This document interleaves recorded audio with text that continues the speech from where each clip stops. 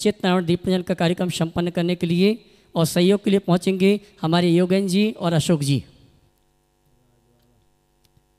राजेश जी पहुंचिए, भैया मुकेश जी इनको ले लें, राजेश जी को साथ में।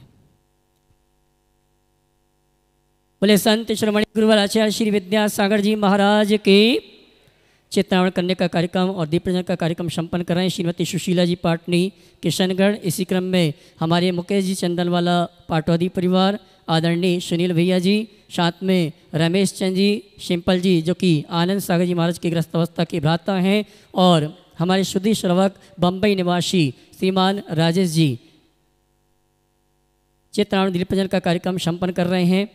और आइए पुनः एक बार इन सभी को आमंत्रित करूंगा परम पूज्य मुनिवर के कर कमलों में शास्त्र भेंट करने के लिए।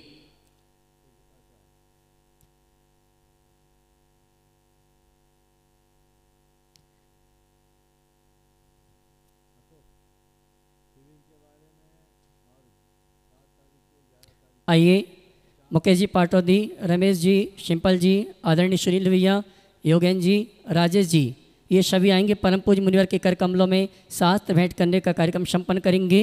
पवन जी शास्त्र लेके आए, श्रीमती सुशीला जी पाटनी, ये सभी आ जावे, आ जाइए।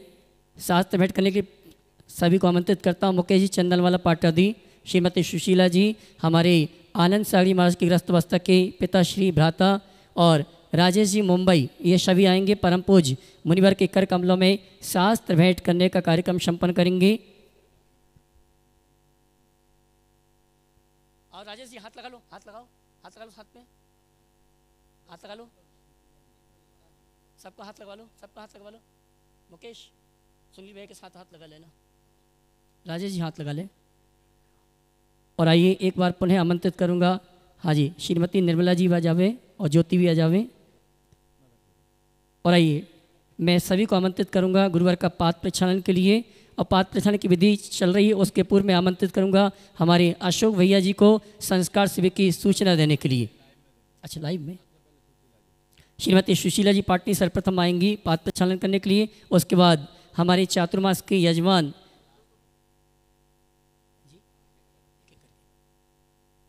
रुक जाना थोड़ा रुक जाना, एक एक करके आएंगे, एक एक करके, एक एक रुक जाना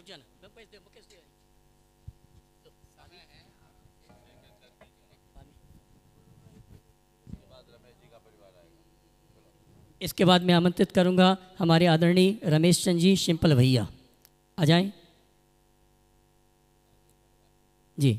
तेरे चरणों की धूल बाबा चंदने गुलाल बने, जिसने भी लगाई मस्तक उसकी तकदीर बने, तेरे चरणों की धूल बाबा। और आइए इसी क्रम में आमंत्रित करूंगा हमारे राजेश जी मुंबई, ये आएंगे, आइए दोनों आ जाए। राजेश जी मुंबई गुरुवार का, हाँ जी आ जाइए आप, एक मिनट आइए। गुरु वंदना करने का सौभाग्य प्राप्त करें मुंबई निवासी भाई राजेश जी, उनका परिवार। और इसके पश्चात मैं आमंत्रित करूंगा हमारे चातुर्मास के यजमान स्वर्गीय कैलाश चंद जी परिवार के श्रीमती निर्मला जी, मुकेश जी चंदनवाला, ज्योति और ममता, ये सभी आएंगे परम पूज्य मुनिवर की चरण वंदना पात्र प्रक्षालन के रूप में संपन्न करेंगे। आइए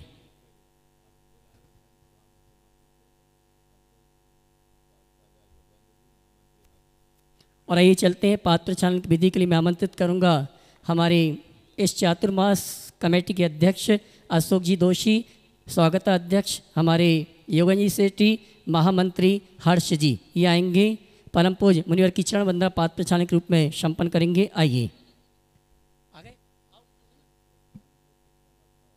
जी जी जी जी जी जी आइए मैं आमंत्रित करूंगा स्वागत अध्यक्ष श्रीमान योगेंद्र जी सेठी, अध्यक्ष महोदय अशोक जी क्षमा करना अशोक दोषी, महामंत्री भाई हर्ष जी, आइए चरण वंदना करने का सौभाग्य प्राप्त कर रहे हैं। और धीरे धीरे इस समय हो रहा मंगल प्रवचन, मंगल उद्बोधन का कुछ ही समय पश्चात, और आदरणीय अशोक भैया जी पात्र प्रक्षालन विधि संपन्न करें। आइए दोनों मिलकर कर लेंगे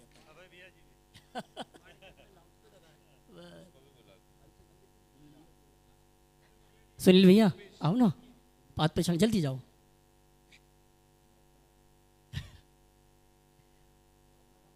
और आइए हम और आप परम पूज्य मुनिश्री की मंगल देशना, मंगल प्रवचन कराव ले। उसके पूर्व संस्कार शिविर की संपूर्ण जानकारी देने के लिए मैं आमंत्रित करूंगा हमारे इस चातुर्मास महोत्सव के मार्गदर्शक आदरणीय अशोक भैया जी। वे आएंगे जो कि इस संस्कार शिविर का संचालन करेंगे। उनके निर्देशन में ये कार्यक्रम संपन्न होगा।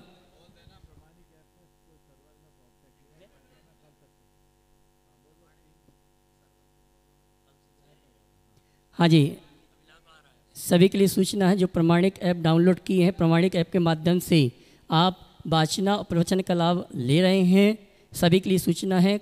सर्वर में थोड़ा सा प्रॉब्लम आ रही है। बोले देवादिदेव श्री आदिनाथ भगवान की, देवादिदेव श्री महावीर भगवान की, संत शिरोमणि गुरुवर आचार्य श्री विद्यासागर जी महाराज की, नवाचार्य श्री समय सागर जी महाराज की, परम पूज्य मुनि श्री प्रमाण सागर जी, निर्वेक सागर जी, संधान सागर जी महाराज की।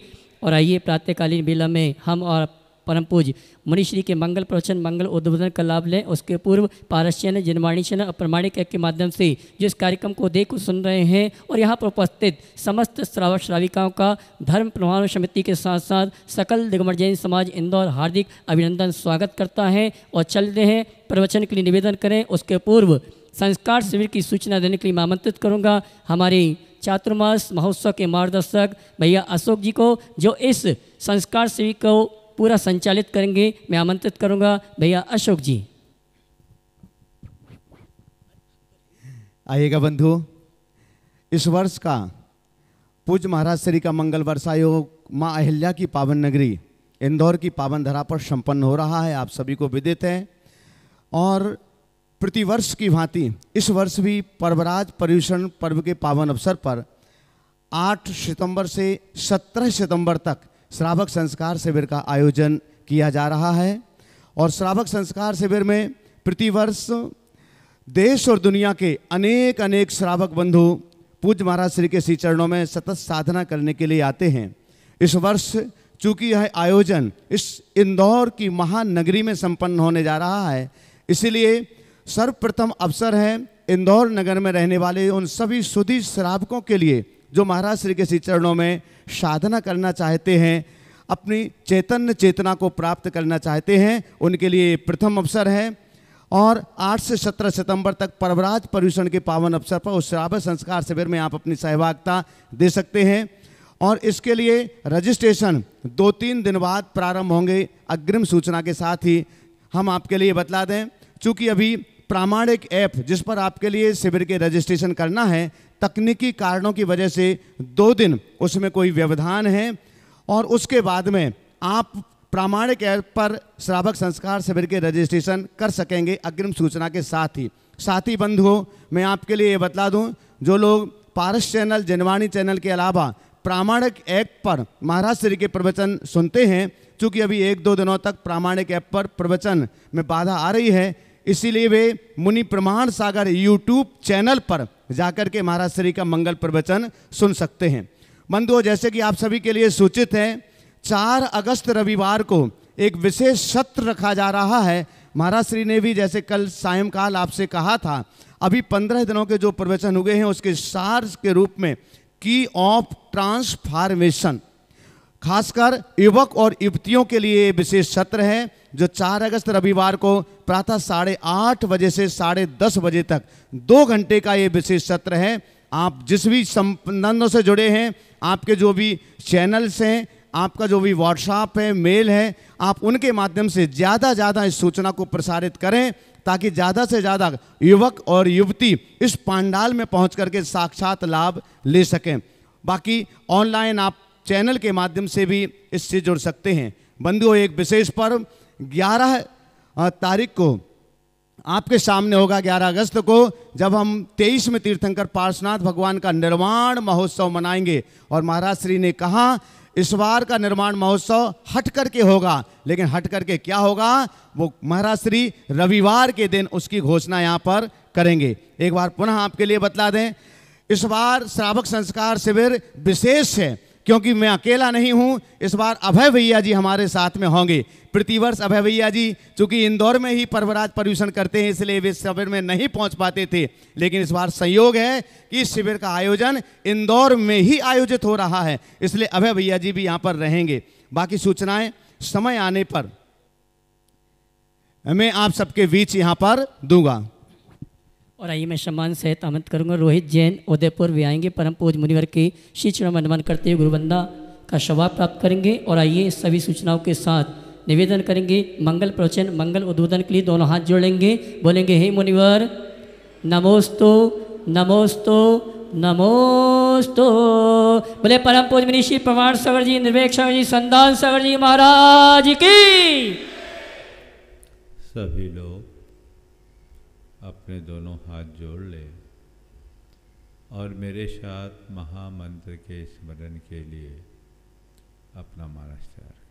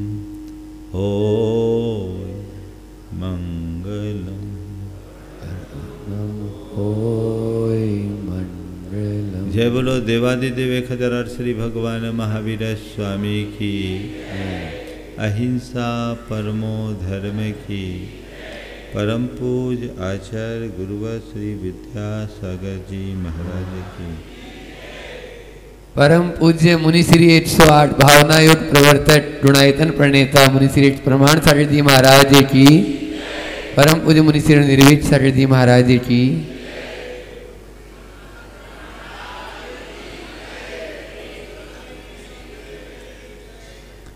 एक नगर के उद्यान में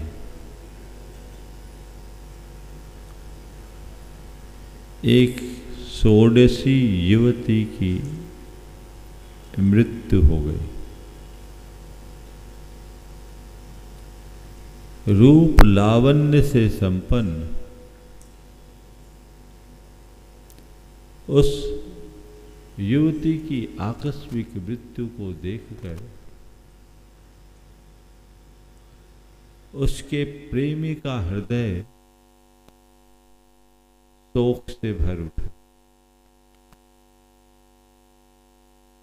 वहीं एक कवि था,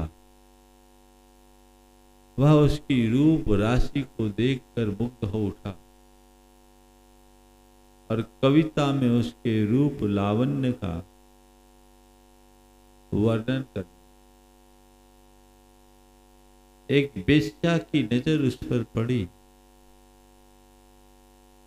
तो उसने कहा, हाय, ये भरी जवानी में चले गई, काश मुझे मिल जाती तो मैं इससे अपार धन कमा। वहीं एक संत की दृष्टि उस पर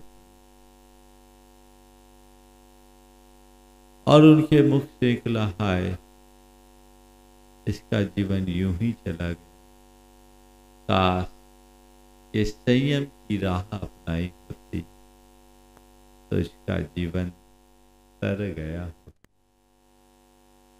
घटना एक है लेकिन प्रतिक्रिया अलग। जिसका जैसा दृष्टिकोण वो चीजों को उसी अनुरूप लेता है। हमारे जीवन में भी बहुत सारी चीजें घटती है। जीवन में घटने वाली घटनाओं को हम टाल नहीं सकते, वो एक संयोग है और संयोग के अनुसार घटनाएं घटती है, पर उन घटित घटनाओं की प्रतिक्रिया हमारी सोच पर निर्भर करती है। जैसी हमारी सोच होगी हम वैसी ही प्रतिक्रिया देंगे और जैसी प्रतिक्रिया होगी वैसी हमारी परिणति होगी। यदि प्रतिक्रिया सकारात्मक है तो हमें प्रसन्नता से भरेगी और प्रतिक्रिया के नकारात्मक होने में हमारा मन खिन्न होगा। ये एक बहुत बड़ी बात है और इस बात को हमने आत्मसात कर ली और अपने अंतर्मन में हर बात को सकारात्मकता से लेने की क्षमता विकसित कर ली तो हमें सदाबहार प्रसन्न रहने से कोई नहीं रोक सकता। हम हर पल प्रसन्न रह सकें। मैं इसकी ही बात विगत दिनों से आप सबके मध्य कर रहा हूँ।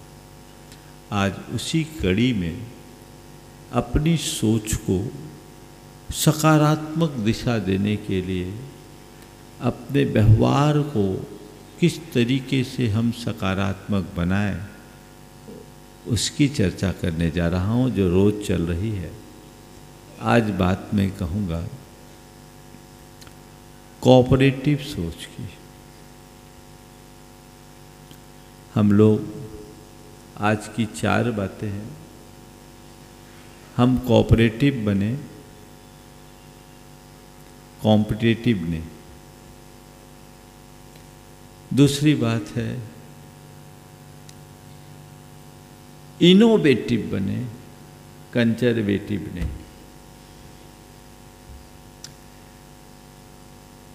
हम अगर नकारात्मकता की दृष्टि से देखते हैं तो कॉम्पिटिटिव वृत्ति हमें एक नकारात्मक दिशा में ले जाती है।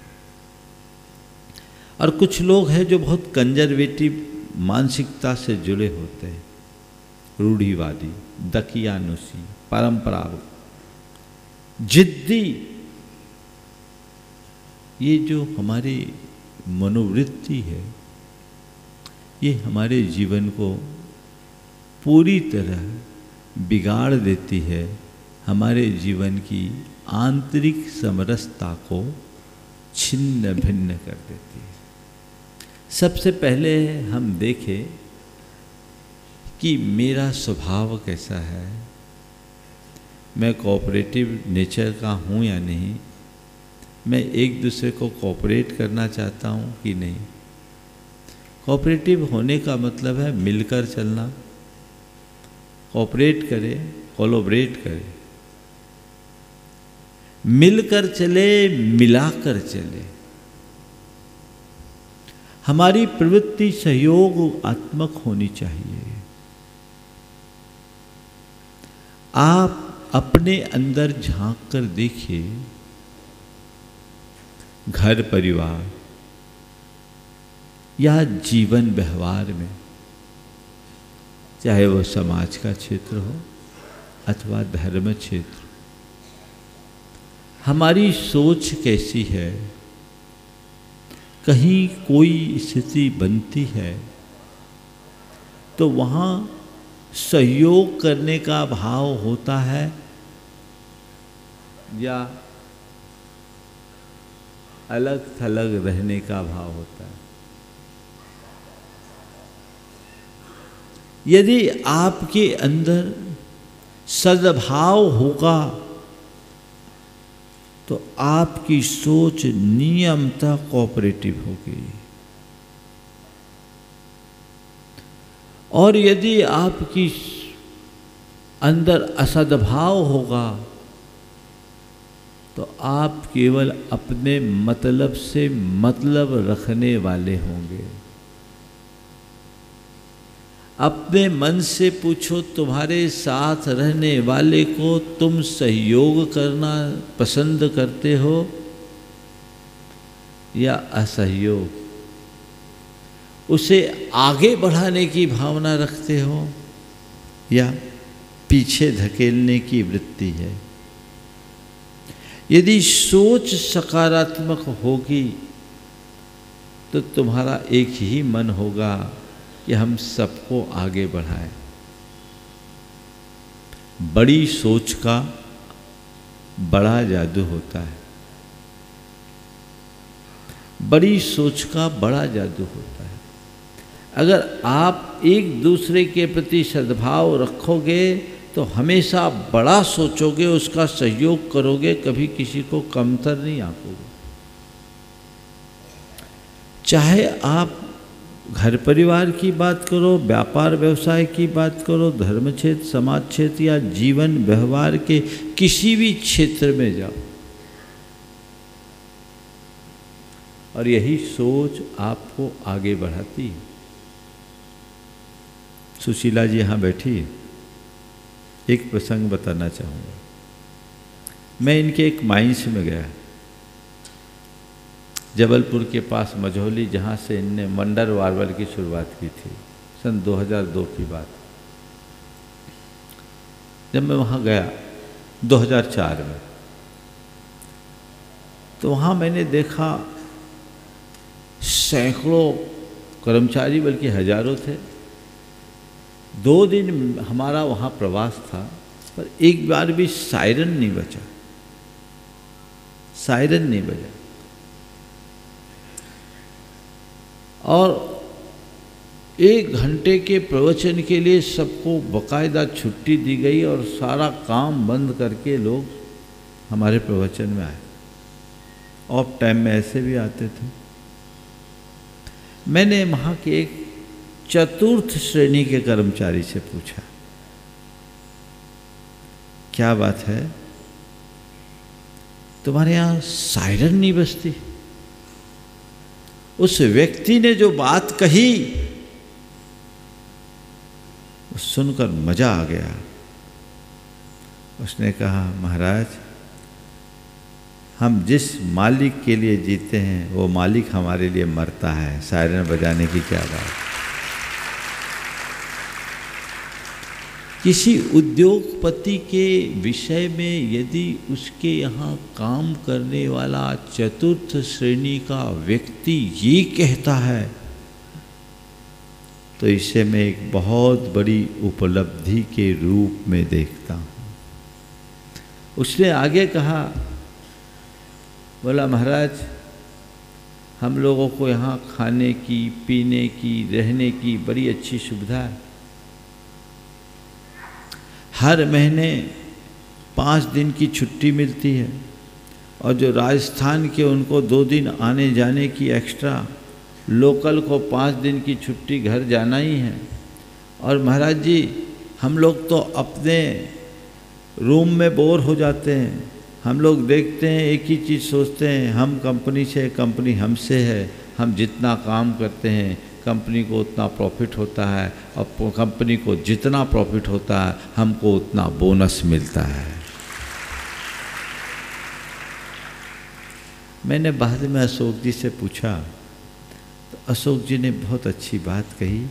बोले महाराज जी, जो व्यक्ति 5 दिन अपने बीवी बच्चों के साथ रहेगा वो 25 दिन अच्छे से काम कर पाएगा। जो अपने बीवी बच्चों के साथ नहीं रहेगा वो काम कैसे करेगा? बीवी बच्चों के लिए तो काम करता है। ऐसी सोच अपने मन में झांक कर देखिए। आप अपने यहाँ काम करने वालों के प्रति क्या सोचते हो? वो आपका सहयोग कर रहा है, आप उसके सहयोग के लिए कितने खड़े हो? जितने भी ऊंचाई का स्पर्श करने वाले लोग हैं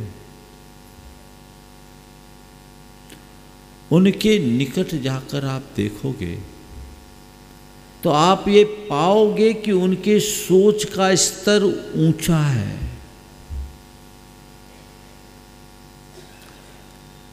ध्यान रखना, व्यक्ति अपने रूप रंग और बाह्य समृद्धि से ऊंचा नहीं उठता। व्यक्ति अपनी सोच से ऊंचाई का स्पर्श करता है। एक जगह एक मेला लगा हुआ था। मेले में एक गुब्बारा बेचने वाला गुब्बारा बेच रहा था। रंग बिरंगे गुब्बारे थे और रंग बिरंगे गुब्बारों में लाल, पीले, सफेद, नीले के साथ काले रंग का भी गुब्बारा था। एक छोटा सा बच्चा जो काला था उसने गुब्बारे वाले से पूछा कि भाई ये जितने गुब्बारे हैं सब आसमान में उड़ते हैं? बोले हाँ उड़ते हैं। सभी गुब्बारे बराबर ऊंचाई तक जा सकते? बोले हाँ जा सकते हैं। बोले काले रंग का गुब्बारा भी उतना ही ऊंचा उड़ सकता है जितना सफेद, लाल, पीला? बोले हाँ। उसको बड़ा से उसने दोबारा पूछा, क्या ये काला गुब्बारा भी उतनी ऊंचाई को छू सकता है? तो उस गुब्बारे बेचने वाले ने कहा, बेटा ये गुब्बारे अपने रंग के कारण नहीं उड़ते। बेटे ये गुब्बारे अपने रंग के कारण नहीं उड़ते, गुब्बारे इसमें भरी हुई हीलियम गैस की तरंग के कारण उड़ते हैं। ये बात उस बच्चे के हृदय में बैठ गई कि ऊंचाई के लिए रंग नहीं, हमारे विचारों की तरंग चाहिए। और ये बात उसके हृदय में बैठी, उसे पकड़कर वो आगे बढ़ा और वो बच्चा और कोई नहीं था, दक्षिण अफ्रीका का गांधी कहलाने वाला नेल्सन मंडेला था।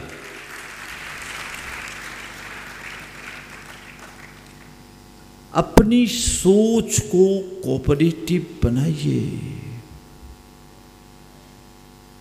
हर किसी का सहयोग करने की बात कीजिए, हर किसी का समादर करने की बात कीजिए, हर किसी से सौहार्द रखने की सोचिए और हर किसी के साथ सद्भाव रखने की बात कीजिए।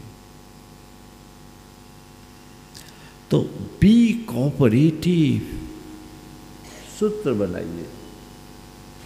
मुझे कोऑपरेट करना है, सहयोग करना है, मिलकर रहना है, साथ देना है और साथ रहना है।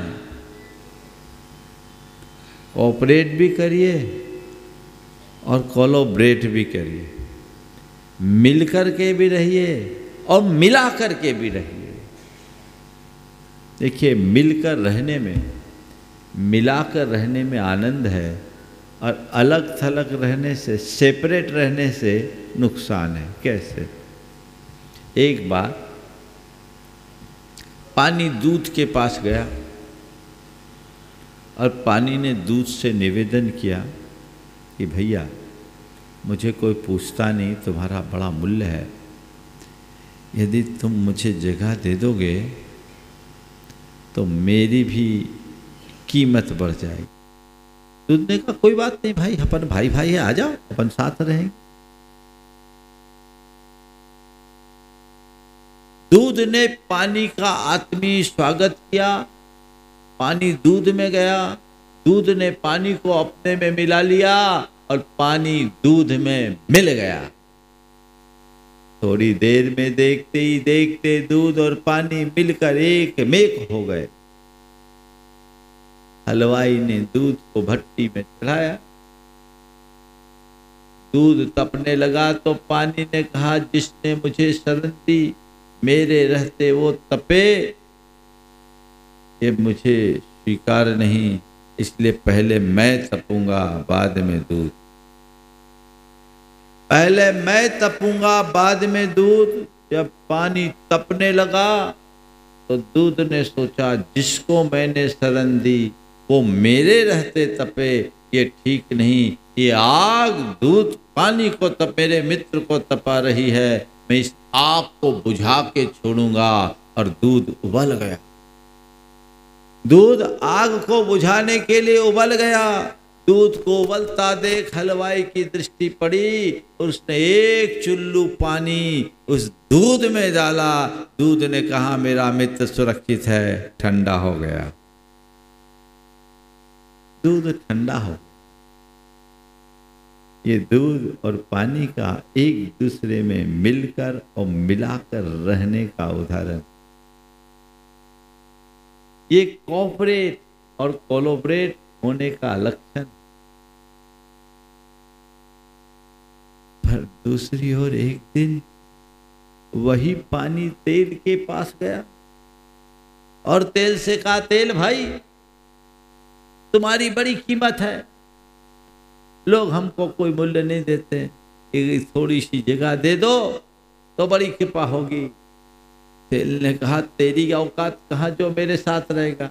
अरे भैया मालूम है तुम बहुत बड़े, थोड़ी जगह दे दो, मैं तो चरणों में भी रहने को तैयार हूं। बोले ठीक है आजा, मेरे चरणों में रहना पड़ेगा। और पानी के तेल के पास गया।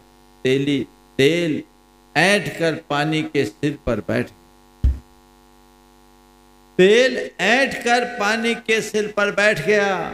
फिर क्या था, जब दिया जला तेल जलता रहा, पानी का कुछ भी नहीं हुआ। समझ गए? सेपरेट रहोगे मिट जाओगे और कोऑपरेट करोगे अमर बने रहोगे। जीवन को उस धारा में बढ़ाइए। आजकल लोग सेल्फिश हो रहे क्योंकि सोच संकीर्ण है, चित्त अनुदार है, लोग मतलबी बनते जा रहे हैं। इस मतलबी मनोवृत्ति से बाहर निकलने की जरूरत, अपने सोच के दायरे को ऊंचा उठाने की आवश्यकता है। कोऑपरेट करिए, सहयोग करिए, एक दूसरे के साथ रहिए, एक दूसरे का साथ निभाइए। आप ये तो अपेक्षा रखते हैं कि लोग मुझे मेरा साथ दे, पर आप कभी इस बात के लिए तैयार हो कि मैं लोगों के इसका साथ दूं? ध्यान रख, कोई मेरा साथ दे, मेरे साथ रहे, ये मेरे हाथ में नहीं। कोई मेरा साथ दे या मेरे साथ रहे, ये मेरे हाथ में नहीं है। मैं सबका साथ निभाऊं, ये तो मेरे हाथ में है। तय करो, आओ साथ निभाएं। मुझे साथ निभाना है, मुझे सहयोग देना है। इस सहयोग की भावना आपको आप आएगी बशर्ते तुम्हारे हृदय में प्रेम हो। दो तरह की वृत्ति, एक प्रेम की वृत्ति, एक ईर्ष्या की वृत्ति। प्रेम सकारात्मक आवेग और ईर्ष्या नकारात्मक वृत्ति।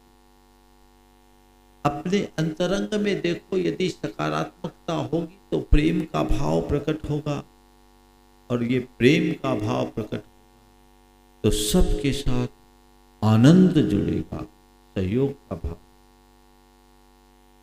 आप देख लीजिए, यदि सहयोग करने का मनोभाव है, सहयोग करने का मनोभाव है, तो समझना मेरे हृदय में प्रेम पल रहा है। और जहां अपेक्षित हो वहां भी सहयोग नहीं कर रहे, तो मान करके चलना ईर्ष्या का दुर्भाव प्रारंभ हो गया।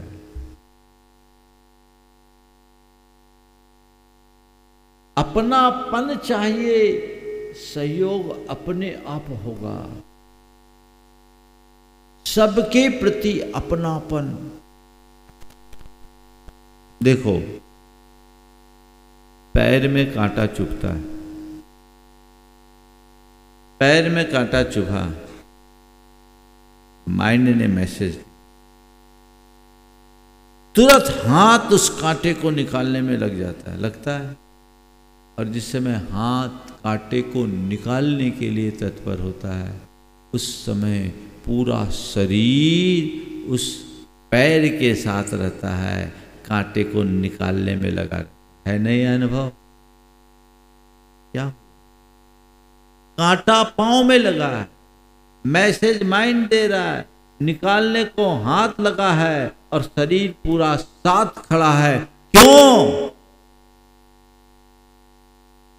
क्योंकि माइंड कहता है पैर मेरा है, हाथ कहता है पैर मेरा है, शरीर का रोम रोम कहता है पैर मेरा है, उसको कांटा लगा है, तो हमें तुरंत हटाना ही है। किसी से पूछने की भी दरकार नहीं होती, एक पल में ऐसा हो जाता है। ऐसे ही जिस दिन तुम्हारे घर परिवार या तुम्हारे समाज के किसी व्यक्ति के लिए कोई कांटा लगे, तो तुम्हारा अंग अंग उसके साथ बढ़ जाना चाहिए, क्योंकि वो मेरा है, वो मेरा है, वो मेरा है।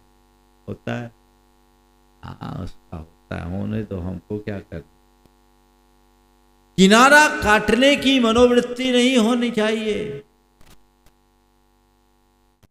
किनारा मत काटो, सामने वाले को किनारे तक पहुंचाने के लिए आ गया, ऐसा कॉपरेशन होना चाहिए। जहां प्रेम होता है वहां लोग एक दूसरे को कोऑपरेट करते हैं, और कोऑपरेट करने का परिणाम क्या होता है मैं आपको कहना चाहूं।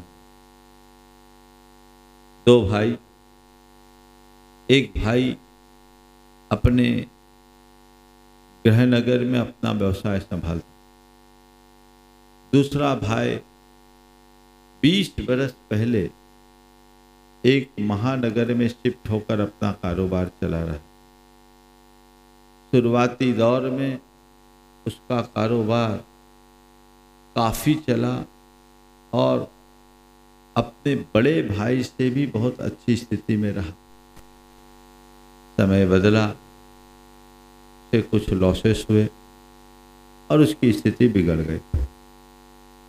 उसकी एक बेटी थी, बड़े भाई के लिए 2 बेटे थे, बेटी। उस बेटी की शादी का समय आया और एक बड़े घराने से ऑफर। जब ऑफर आया, उसने इनकार कर दिया कि जिस घराने का ऑफर है, मेरी औकात ही नहीं कि मैं उस घर में संबंध कर, तो मैं कैसे कर सकता। ये सूचना बड़े भाई तक पहुंची। बड़े भाई ने छोटे भाई को फोन लगा, बोले क्यों भाई, क्या बात है? बेटी का संबंध आया, हमने सुना, बुलाया तो है। तो क्या हुआ? बोले मैंने इनकार कर दिया। क्यों? बोले भैया वो कहाँ, हम कहाँ, हम कर ही नहीं सकते। उसने कहा तूने ये निर्णय लिया कैसे? क्या वो बेटी केवल तेरी बेटी, मेरी बेटी नहीं? तुझे कुछ भी निर्णय करने से पहले एक बार मुझसे पूछ तो लिया होता। बोले भैया माफ़ करना, मैंने आपसे पूछा नहीं, लेकिन मुझे उचित नहीं लगा कि हम इस विषय में आपसे क्या मांगे और आपसे क्यों बोले। हमने कहा ठीक है, और कहीं साधारण घर में करते। बोले बिल्कुल नहीं, अब तुझे इस विषय में किसी से कोई बात नहीं करना, पूरी बात मैं करूँगा और शादी मैं करूँगा, वो बेटी अकेले तेरी नहीं, मेरी बेटी। उसने बात बढ़ाई और उसी घर में उसी लड़के से शादी हुई। शादी में उसने करोड़ों रुपया खर्च किया, खुद 15 दिन बैठकर पूरे के पूरे कार्यक्रम को संयोजित किया। ये बात जब उसकी धर्मपत्नी को पता लगी तो एक बार ये उसको बुरा लगा कि ये क्या कर रहे हैं। जब उसका हमारा हिस्सा बांट हो गया, सब अलग अलग है, कोई लेना देना नहीं, फिर भी ये क्यों कर रहे हैं। लेकिन पति के आगे उसकी चल नहीं पाती थी। उसने एक आध बार कहा भी, लेकिन ज़्यादा जोर दे के नहीं कह पाई। जब पति से कहा तो पति ने कहा ये तेरा मैटर नहीं है, मैं कमाता हूँ, अपना रुपया मैं कहीं भी लगा सकता हूँ, वो मेरा भाई है और वो बेटी मेरी बेटी है, तुझे कहने का हक नहीं। इतना कह दे तो फिर चले कहाँ, पर इतना कहने वाले हिम्मतवार बहुत कम होते हैं, चलती तो इन्हीं लोगों की ज़्यादा है। अब हो गया, संबंध हुआ। उसके बाद 1 साल बाद बड़े भाई की धर्मपत्नी को कुछ फिजिकल प्रॉब्लम्स आई। उसके ट्रीटमेंट के लिए उन्हें वहीं जाना पड़ा। इस स्थान का भी नाम बता देता, मुंबई जाके ट्रीटमेंट देना पड़ा। और मुंबई में उनको करीब 40 दिन रहना पड़ा। 40 दिन में देवर और देवरानी और उसके परिवार ने जो सेवा और समर्पण का भाव प्रकट किया, उससे वो अभिभूत हो गई। ठीक होकर आने के बाद उसने मुझसे कहा, परिवार के साथ आई, पूरी घटना बताई और कहा महाराज, जब ये पैसे खर्च कर रहे थे मेरे मन को नहीं सुहा रहा था। जब पैसे खर्च कर रहे थे तो मेरे मन को सुहा नहीं रहा था, पर मैं मन महसूस के रह गई। पर वहाँ जाने के बाद इन लोगों ने मेरी जो सेवा की, मैं कह सकती हूँ कि इसका मूल्य मैं नहीं चुका सकती। और महाराज जी, मुझे लगता है कि मैं जो ठीक हुई हूँ, इसमें इलाज का जितना स्थान है उससे कहीं ज़्यादा इनके सहयोग और प्रेम का स्थान है। इनका प्रेम नहीं मिला होता, इनका सहयोग नहीं मिला होता तो मैं इतनी जल्दी स्वस्थ नहीं होती।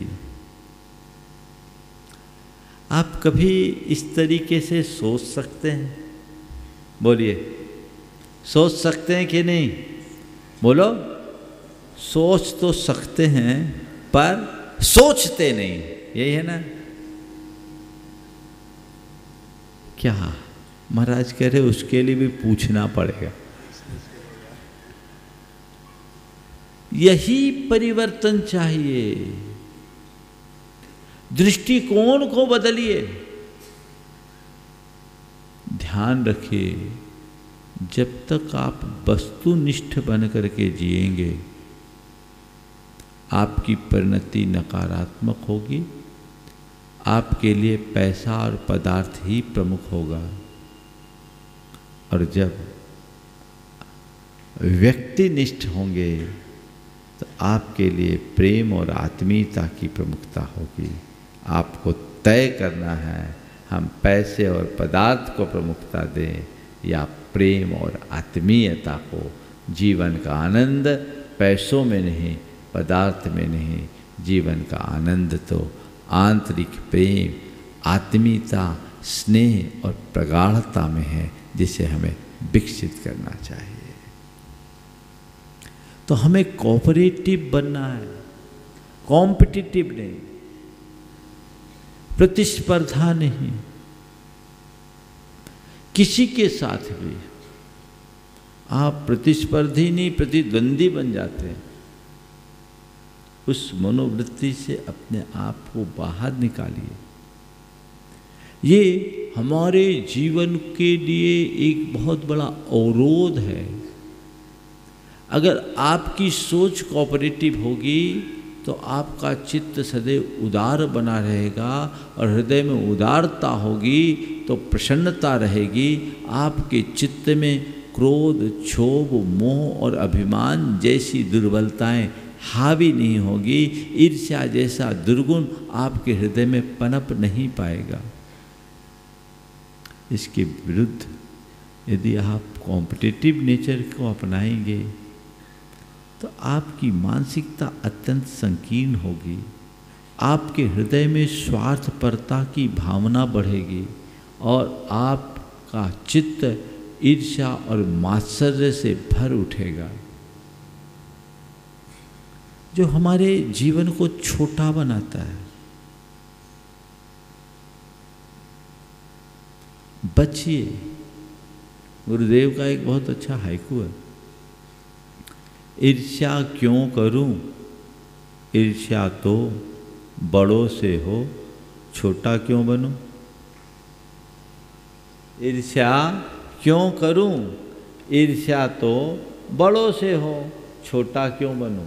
बहुत कुछ कह गए, समझ रहे बात। मैं किसी से ईर्ष्या क्यों करूं। ईर्ष्या किससे होती है, जिसके पास हमसे कुछ ज़्यादा होता है। तो हम किसी को अपने से ज़्यादा देख रहे हैं यानी खुद को छोटा मान रहे हैं, दूसरों को ज़्यादा देखकर जल रहे हैं यानी खुद को छोटा बना रहे हैं। छोटा ही नहीं खोटा भी बना रहे हैं।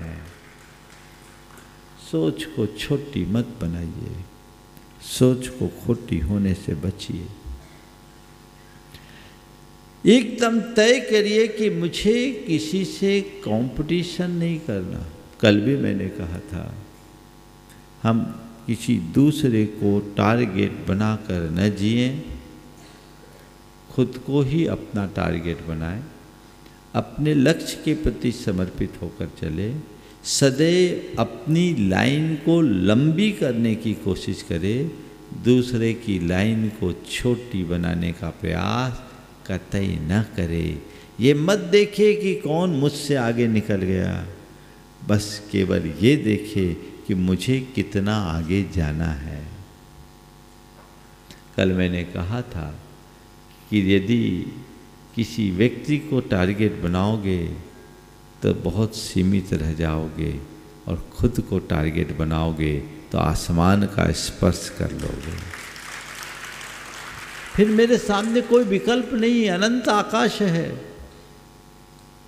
मुझे उस ऊंचाई तक जाना है। अपने आगे किसी को रखना ही नहीं। मैंने आज तक अपने जीवन में कभी किसी को सामने खड़ा नहीं किया। बस मेरे सामने यदि कोई रहे हैं तो परम पूज्य गुरुदेव रहे हैं, जो मेरी प्रेरणा और आदर्श हैं। पर न तो मैंने कभी किसी से कोई कंपेयर किया और न ही हमने किसी से कोई कंपटीशन का भाव रखा, क्योंकि मेरी ये धारणा है, धारणा नहीं अनुभव है। कंपैरिजन और कंपटीशन मनुष्य को पीछे ले जाता है। ये बात अलग है कि आज का दौर कंपटीशन का दौर है। मनुष्य जीवन के प्रारंभ से ही कंपटीशन में लग जाता है, लेकिन मैं अंततः इसका परिणाम बुरा मानता हूँ। कंपटीशन के बारे में कभी विस्तार से आपसे चर्चा करूँगा।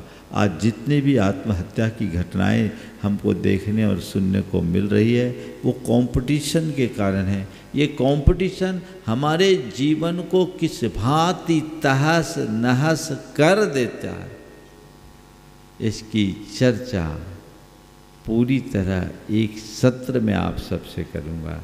अभी तो मैं केवल ये बोल रहा हूँ, कोऑपरेटिव बनना है। और थोड़ा सोचिए, हमारा जो ये जीवन बना है, ये अपने आप बना है क्या? बोलो, नहीं ना। हम यहाँ तक पहुँचे, इसमें कईयों का योगदान है कि नहीं, कईयों का सहयोग है कि नहीं, कईयों के कॉपरेशन से हम यहाँ तक पहुँचे कि नहीं। थोड़ा पीछे जाएं, किसका किसका कॉपरेशन। सबसे पहले माँ बाप का, उनने हमें जन्म दिया, जीवन दिया, संस्कार दिया, ये कॉपरेशन है कि नहीं। दूसरा समाज का, समाज का है कि नहीं। अगर समाज हमारे साथ नहीं होती और समाज का दबाव नहीं होता, सामाजिक संस्कार और सरोकार नहीं मिलते, तो क्या होता। लुच्चे लफंगे की तरह जीते, आवारा अपराधी बन करके होते, मवालियों जैसा जीवन होता। आज एक सब सुसंस्कारित नागरिक की तरह जी रहे हैं। क्या इसमें समाज का सहयोग नहीं है कि नहीं है। अगर हिसाब लगाओगे तो न जाने कितने कितने का सहयोग है। तो जब सबके सहयोग से हम यहाँ तक खड़े हैं, तो सबका सहयोग करने का दायित्व भी तो हमारा बनता है। इसलिए बी कोऑपरेटिव, सहयोग करने की मनोवृत्ति जगाइए। अगर ऐसा नहीं करते तो आप अपने जीवन को संकुचित बनाएंगे। फिर दूसरी बात, कंजर्वेटिव न बने। कंजर्वेटिव बने अनुदार, रूढ़िवादी, परंपरा को पकड़ करके बैठ जाने वाले। और मैं एक दूसरा अर्थ लेता हूँ, जिद्दी। कुछ लोग होते हैं, उनका माइंडसेट बिल्कुल अलग होता है। जो कह दिया सो कह दिया, नो कॉम्प्रोमाइज होता है। इससे बड़ी अव्यवस्था होती है। एक तो परंपराओं को अपनाना अलग बात है, पर परंपराओं में जकड़े रहना अच्छी बात नहीं। समझ गए। दकियानुसीपन से बचिए। दकियानुसीपन ना आपके व्यवहार में होना चाहिए, ना बर्ताव। ओपन माइंड होना चाहिए, खुलापन होना चाहिए। जहाँ अच्छाई है उसको अपनाने के लिए तैयार होना चाहिए, और जो बुराई है उसे छोड़ने के लिए तत्पर होना चाहिए। जिनकी सोच इतनी व्यापक होती है वही अपना विकास कर पाते हैं। अच्छाइयों को अपनाने में संकोच नहीं, और बुराइयों को त्यागने में एक पल का विलंब नहीं। लेकिन जो इस तरह से पकड़ने वाले लोग होते हैं, जानने समझने के बाद भी मैं कैसे छोड़ूं और कैसे अपनाऊं, ये जब तक चलते रहेगा तुम जहां के तहां पड़े रहोगे। एक बात सदैव ध्यान रखना, विकास तभी होता है जब हम अपने आप को बदलने को तैयार हों। बीज मिटता है तब उसमें अंकुरित होता है, और बीज से वृक्ष तक की संपूर्ण प्रक्रिया परिवर्तन की प्रक्रिया है। यदि परिवर्तन न हो तो बीज वृक्ष नहीं बन सकता, उसमें फल नहीं लग सकते। अपने जीवन को सफल बनाना चाहते हो तो परिवर्तन के लिए तैयार रहो। बिना परिवर्तन के उद्धार नहीं होता। बदलाव चाहिए, बदलाव। इसलिए मैं अक्सर कहता हूं, परंपरावादी मत बनिए। जीवन को प्रगतिशील बनाइए, आगे बढ़िए, मौलिकता को हाथ में रखिए। पारंपरिक बनने की जगह मौलिक बने। पारंपरिक बनोगे तो लोगों की प्रशंसा मिलेगी, और मौलिक बनोगे तो स्वयं की प्रशंसा पाओ। परंपरा में केवल एक तदर्थवाद है, अनुकरण है, और मौलिकता में विकास है, उन्नति। तो बदलाव के लिए जहां जो आवश्यक और अपेक्षित है तैयार होना चाहिए। प्रवृत्ति में, स्वभाव में आवश्यकतानुरूप परिवर्तन के लिए तैयार रहिए और व्यवहार में भी अड़ने की प्रवृत्ति से बचिए। जहाँ जो आवश्यक और अपेक्षित है उसे तत्परता से लाने की कोशिश कीजिए। अगर आपकी सोच ठीक हो तो ठीक होगी, पर कंजर्वेटिव बने रहोगे तो कुछ नहीं होगा। लिबरल रहो, ठीक है, चलता है। और आजकल मैं देखता हूँ आप घर परिवार में तो बहुत लिबरल हो जाते हो, पर जब धर्म क्षेत्र में आते हो, समाज क्षेत्र में आते हो, वहाँ आपको क्या हो जाता है? वहाँ कोई भी कॉम्प्रोमाइज़ नहीं। और मुझे तो दिखता है जिनकी घर में नहीं चलती वही अपनी समाज में चलाने की कोशिश करते हैं। धंधे पर बेटे ने कब्जा कर लिया और घर की व्यवस्था में बहू जम गई। अब क्या हो गया? वहाँ बेकार हो गए, सो यहाँ अपनी दुकान चला। इस मनोवृत्ति से बाहर आइए। सोच को बाहर रखेंगे, बड़ी रखेंगे तो जीवन हमारा अच्छा होगा। बस इसी पर हमें काम करना है। और पूरे चातुर्मास